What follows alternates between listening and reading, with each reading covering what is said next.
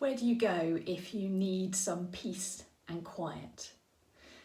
I think many of us retreat to the comfort of a bathroom if we need to be alone. We can lock the door, shut out the world, and have some time to be quiet and to be still.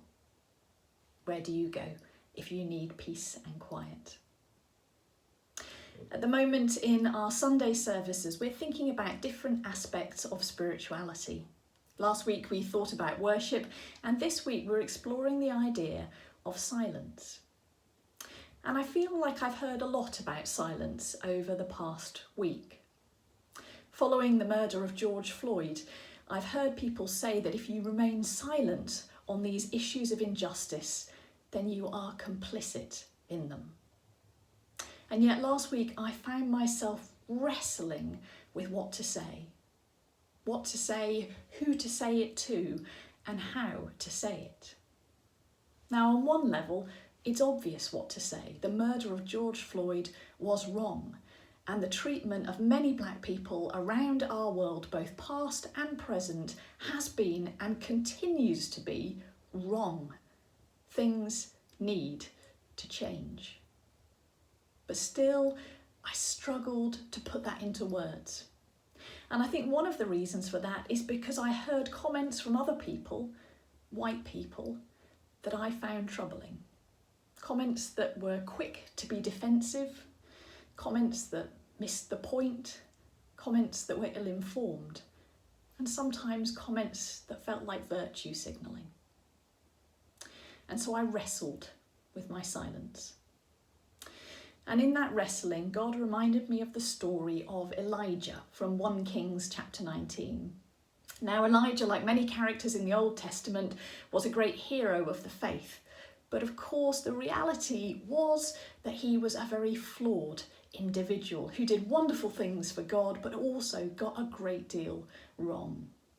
And when we meet Elijah in 1 Kings chapter 19, he has had this incredible standoff with some of God's enemies, and then he has run away in fear of his life. And he is a man who is worn out and burnt out and desperately in need of an encounter with God to get him back on track. And so God leads him to Mount Horeb. And when he gets there, there is a great, powerful wind. But God is not in the wind. Then the mountain shakes with the force of an earthquake, but God is not in the earthquake. Then there's a fire, but God's not in the fire. And finally, the sheer sound of silence. And God says to Elijah, "What are you doing here, Elijah?" And Elijah pours out everything that has been happening. Everything that's happened to him and to the people of God, the good, the bad, and the downright ugly. And in that silence, Elijah doesn't just meet with God, he comes face to face with himself. He recognises all that has been happening and all that he is. Last week, again and again, I found myself saying to God, "Lord, let your kingdom come. Lord, this world is not the way that it should be. Lord, this world is broken and in need of transformation. Lord, change it." And it's as if God said to me, "Bridget, what are you doing here? What are you doing here?" I heard a guest last night on Newsnight who said that the system needs to change. It would be so easy for me to say, "That's right, the system needs to change," and then to point my finger at the people over there or the people over there and to say that all that's wrong in the world is because of them. They need to change. And yet I recognise that as a white person, as a white woman, I am part of the system. If I want God's kingdom to come, if I want this world to be different, then I need to change. I need to learn.